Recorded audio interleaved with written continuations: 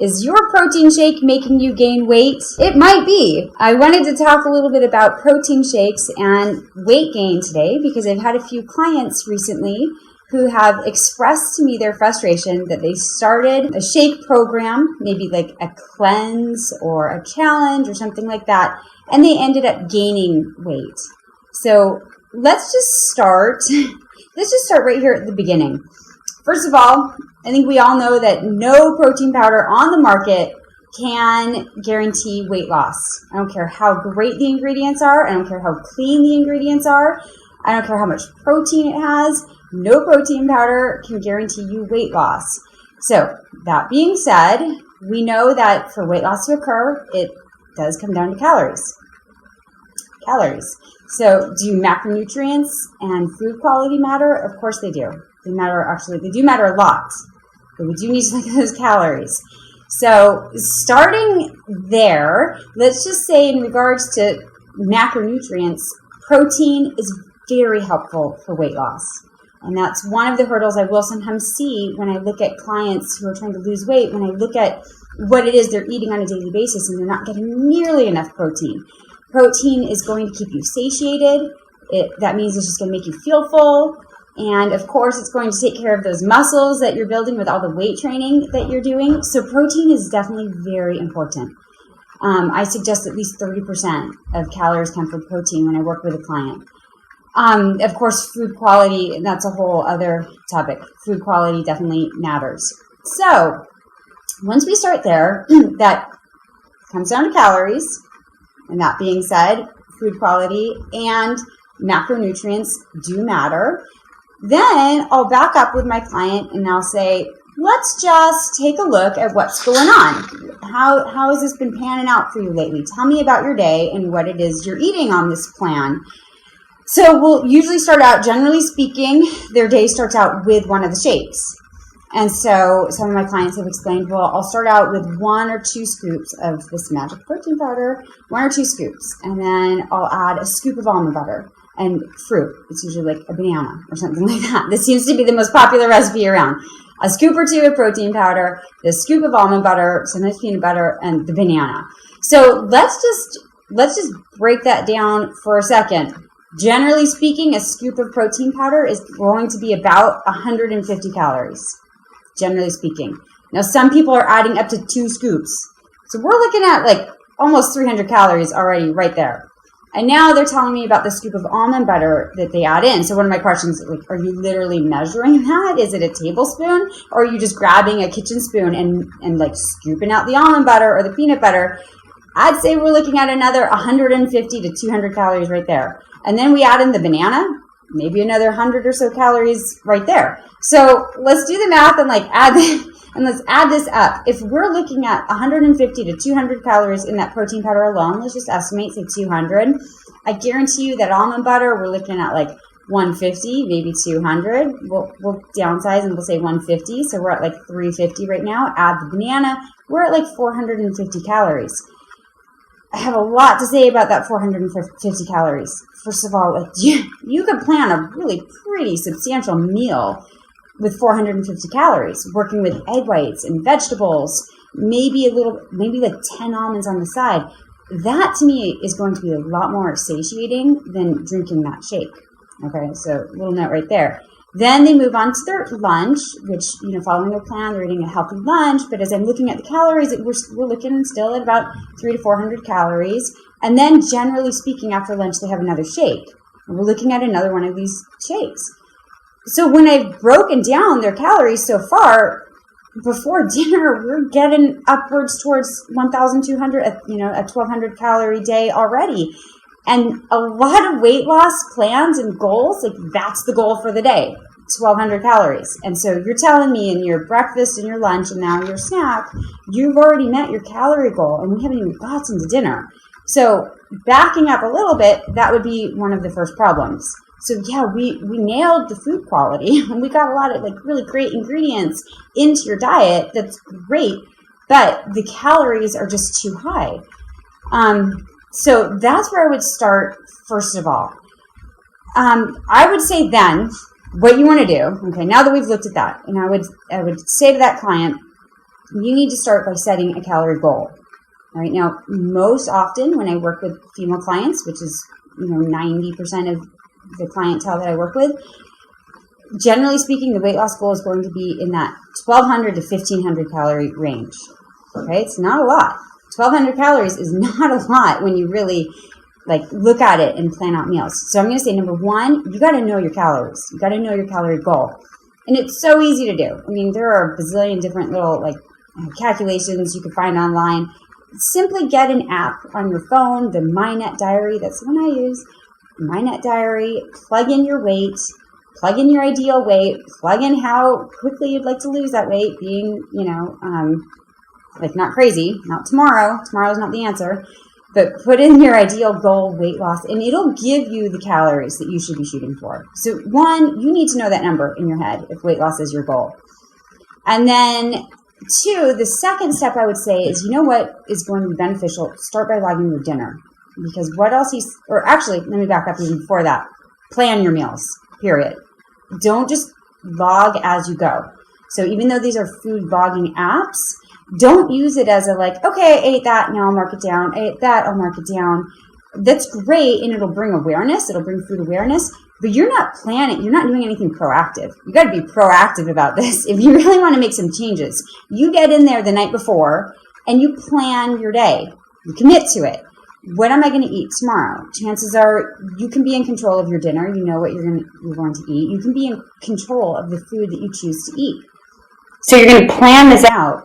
And I generally recommend to start by planning your dinner, because this is usually the most substantial meal of the day. Generally speaking, what I see, me personally, that's when I like to sit down and relax. This is usually the family time.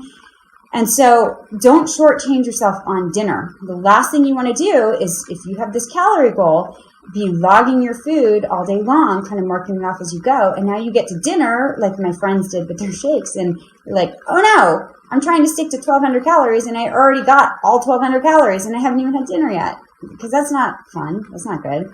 You don't feel good about that. So, one, I'm going to say, plan your meals and log them ahead of time. And two, start with your dinner. And now you're going to work backwards, right? Because you've already carved out, it's like having a bank account. And now you know how much you have left to spend. Okay, so I've already set aside my 500 calories for dinner. That might be where I generally fall. And now I know, based on my calorie goals, how much I have left. So now I'm going to plan a couple more rockin' meals based with protein. I do a lot of egg whites and chicken, so I got my protein in there. And I'm going to plan my other two solid, awesome meals. Now, I've planned my 3 meals. Okay, and now I'm going to look at my app, and I'm going to see what's left. Okay, so say 1,200 calories is my goal. I'm not going to tell you my goal, but say that's my goal. I'm going to see, okay, I just planned these 3 meals, and I'm at, let's just say 1,000 calories right now. I have 200 calories left in my day to use wisely. Here's the place that now I might plug in that protein powder. So what I'm going to do next is I'm going to look at my macros. How is my protein looking for the day? Generally speaking, I usually say 30%, about, and that can be confusing for some people. Another really easy way is take your weight and now take maybe 10 less than that. So say you weigh 150. I don't know, a super goal, go for 140. It's a really good goal, maybe 120 or so. I mean, that's a high protein goal. But again, protein's going to make you feel satiated. And I know you're strength training because that's super important, and that's going to take care of your muscles. So you're going to get in there. You have your meals planned. And now, like I said, I see I have these 200 calories left. And I'm going to see how short am I on my protein goals. And that's where I'm going to maybe plug in my protein powder. And I'll do a simple shake. However, for example, I did this yesterday. I plugged in my meals. I had about 100 calories left. And what I was actually short on was fats.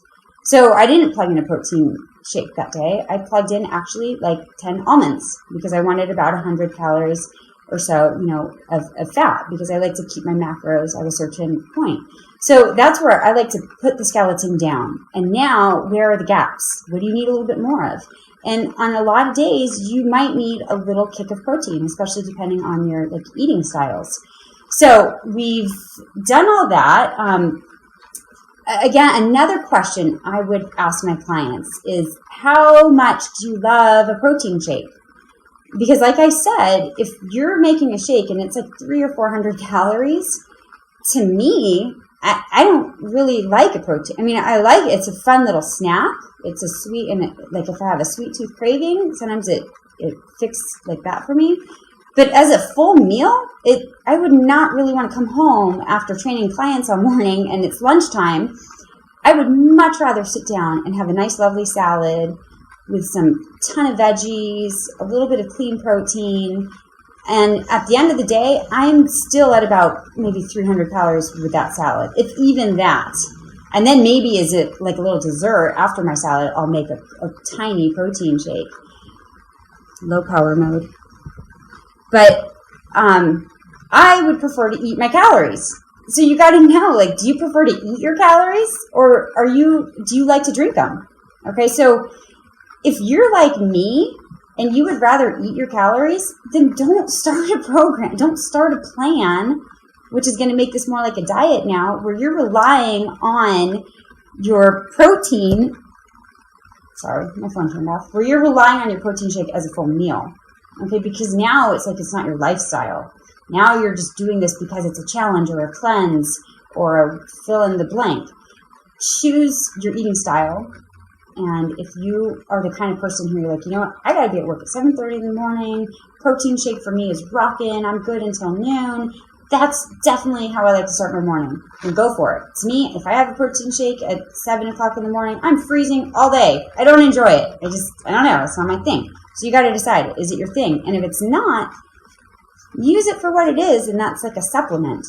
So speaking of that, here's kind of how I would do it. Like I said, now I've got these extra calories. Once I've planned my meal and I see I might have a few open gaps and I want a hit of protein, I'll take some protein powder. And depending on the calories I have, I might only take half a scoop. Because say I have just 100 calories left in my meal plan and I'm trying to stick to that. And the protein I'm using is 150 calories. I might take half a scoop, add a cup of almond milk, a couple ice cubes, a little bit of liquid stevia. I blend that up. It's like chocolate milk, and I feel satisfied. I got in probably about 8 to 10 grams of protein, depending on the powder that I'm using. But I didn't have to commit to using a full entire scoop, and definitely not 2 scoops. And I certainly didn't need to add almond butter to it, because again, unless I'm low on my fats that day, why would I add the extra calories of the almond butter or even the banana?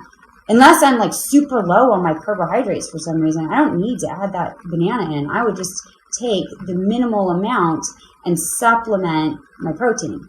So I guess that might be my question. Are you using protein powder like a supplement, or are you using it to really add in maybe too many calories? One more thing to say, I'll show you a couple of the protein powders that I keep a couple different ones, because there's pros and cons to different protein powders. So you'll see probably 3 of the most popular protein powders out there are whey, some kind of vegan or pea or plant-based protein, and collagen. You probably heard a lot about collagen. I love collagen. I definitely use a lot of collagen. Collagen's not a complete protein, but, I eat plenty of protein, so I don't have to worry about the fact that it's not a complete protein. So when I supplement, here's a brand I love. I'm not associated with Primal Kitchen at all, but I'm just showing you. I've used Primal Kitchen, Vital. There's some really great collagen proteins out there. I mean, your skin, your hair, your nails, your joints, all made from collagen. I love to supplement with collagen. I also like to balance it out, the protein powder supplements that I use, and I also like Vega, and this is just because, you know what, I look at the ingredients and they're clean. I also run as if it's the plague from sugar alcohols, and I will only use something with stevia, so something else to consider. So talking about the kinds of protein powder and weight gain, I'm going to have to say, for me and for every single female client that I have worked with who's used protein powder, they and we have experienced like bloating or not great symptoms from using whey. Not everyone responds that way. Because whey, I mean, if you don't have problems with like lactose or things like that, whey might be totally great. And if whey is great for you, it's one of the best ways for muscle support or to support your muscles. But if it's not, I would say try it first. And if it causes any GI upset, ixnay on the way. And that, you know, sometimes you have to kind of like just trial and error. Okay. Last thing I want to say is just this silly little funny story. My father-in-law loves to tell this story. And this is like from years back. And he always tells the story of like years ago, his lady friend who was trying to lose weight. Anyhow, lady friend is trying to lose weight and she was using Slim Fast. Not that there's anything wrong with, you know, great program, I'm sure. But she's utilizing Slim Fast. And much to her dismay, she's not losing weight. And she's saying to him one day, like, Rich, I am gaining weight with Slim Fast. And, you know, as they talk more, oh, that just shut down. As they talk more, he comes to find out that she was adding the Slim Fast shake to her breakfast, to her lunch, and to her dinner. Okay, funny story. Kind of silly. Sad but true. But you see, the point being, like, we cannot just add the protein shakes in, hoping for weight loss. You really have to do it with intention, do it with plan, do it with purpose, because it's not a magic answer. All right, there we have it.